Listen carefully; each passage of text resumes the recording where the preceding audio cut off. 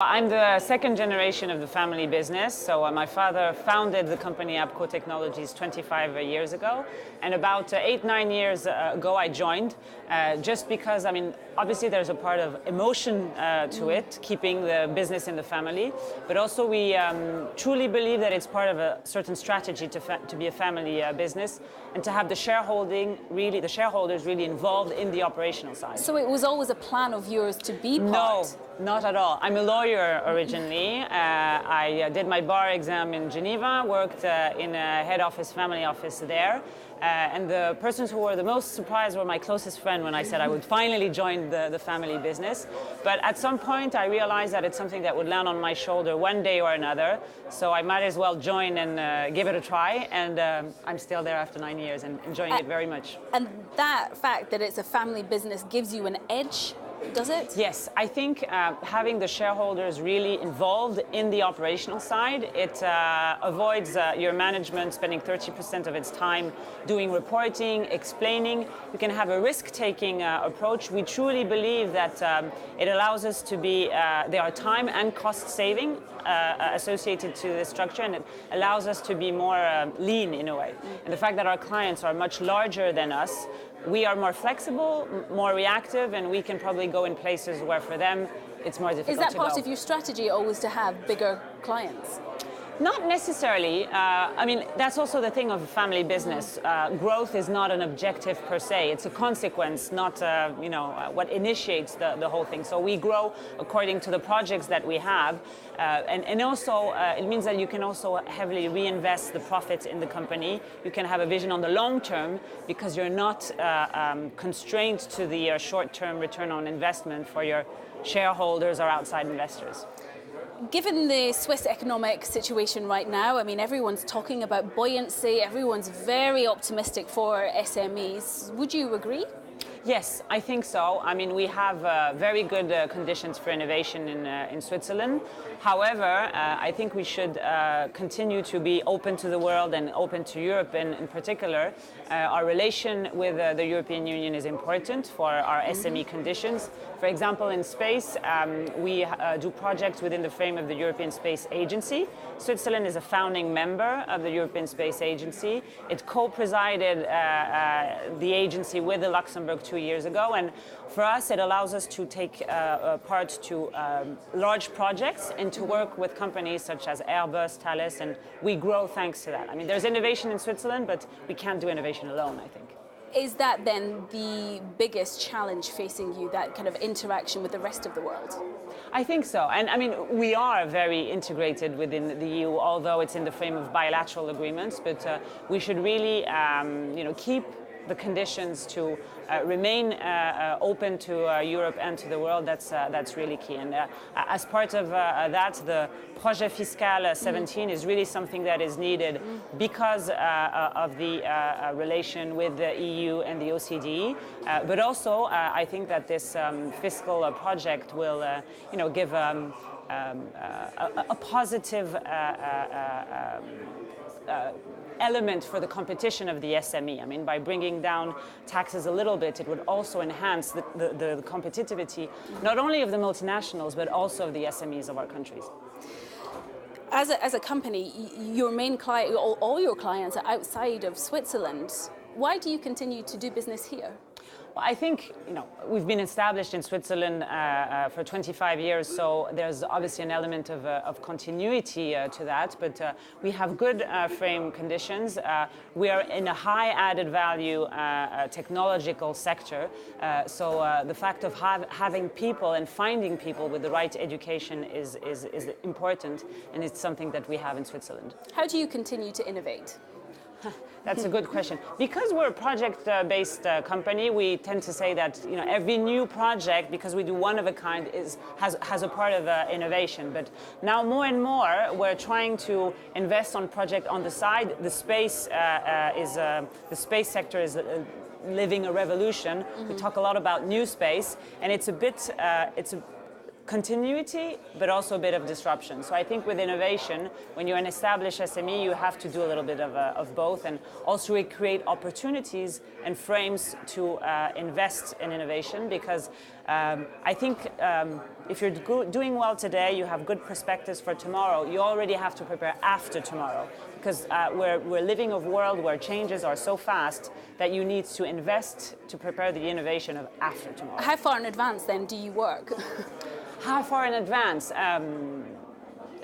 In the space sector, the challenge is that you have to qualify in space the technology that you that you invent and invest in on Earth. So we're talking about spans of 5 years. I mean, for example, now we're heavily investing in Aigle to produce components for the future European launcher Ariane 6. Ariane 6 will be launched in 2020, and it's only afterwards that there will be a full production span. So you have to be planning ahead. And you have to rely on a good solid workforce, which you obviously have here in Switzerland. Is that ever a concern for you, that you will have the talent in such a small country? Yes, it is. But I think the economy has to. I believe in an economy that also has a vision for society, and part of that vision for society is education and investing in education. So I think the economy should share a lot, collaborate in innovative projects, but also because the challenge for the schools and the universities is they need to prepare today the talents that we will need tomorrow. So there needs to be a lot of communication between the economy and the schools to so that the economy feeds the schools to tell them what talents and what competences will be needed tomorrow. As a company then that's always developing, you do one-off projects, so you must be coming up with new inventions on a daily basis, or certainly very frequently. How is that Swiss culture of trying and failing working for you? Mm-hmm. Well, I think. Are you good at getting up again? I think in Switzerland and in Europe generally we have a problem with failure. It's perceived too negatively. I mean, to innovate, you have to accept a certain extent of failure and of trying and not succeeding immediately. And that's where the vision and the long-term vision. For example, I'm coming back to the family business, but there are certain, when we started, we're in space. Before we were doing equipment that stayed on the ground, that was transport, testing satellites, and we started doing satellite structures. But at the beginning, the projects were not profitable. And I think probably if we had external, more financial shareholder, they would have cut that line of business from an early stage on. So it's also having a vision and looking into the long term. And I think now people are more and more coming back to vision in the long term, whether it's a robot, self-conducted cars, in space we're even talking about the colonization of Mars. Mm-hmm. It's, visions that is sometimes close to science fiction. How do you remain positive? I hear you. Very positive. Yeah. I mean, I always say I like to look at the glass half full and not half empty.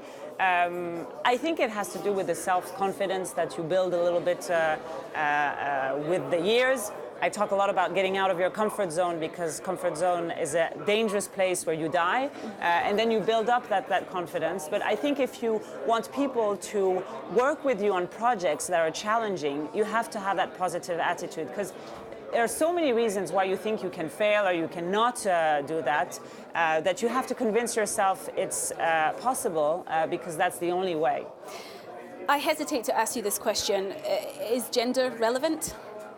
Well, gender is still relevant, and mentalities still need to change. There still needs to be some progress in terms of childcare and working hours. But I think at some point we should stop looking at companies and society to create these conditions, and the change should come from men and women. Men, because the career of a woman has to be a common project. It has to be a couple or a family project. And also women, I think, should be a bit more daring, a bit more self-confident and outspoken. How would you like to develop your business further? For example, is going public an option? No, because again, I said there's an emotional side to it, but really we believe that it gives us a reactivity and a flexibility that other players do not have. And the fact that we are the complement to their special projects, really, we believe that remaining family-owned allows us, there's a certain luxury because you can reinvest your profit, you have more liberty in the actions that you take, and again, it allows you to be leaner, and I think that if one of the advantages of the Swiss economy is that it has a lot of SME and a lot privately or family-owned, it's a big strength of our economy. And to stay focused, I hear your top tip is to stay away from social media. Yes, I know. I'm a little bit, belonging to the past. It can be very consuming. It can be very consuming, and also because you need to make choices, also because I'm in a regulated B2B business, if I were B2C, and I try to communicate, because that's the thing where I'm a bit different than from other SMEs. It's true that there's a tradition of secrecy in Switzerland, and often SMEs do not have time to communicate. So I'm taking time to communicate, but I'd rather do it in the Swiss Economic Forum by meeting people, and I privilege, human, not necessarily one-to-one, but human contacts that a more virtual communication. I don't know if I'm right, but that's my choice.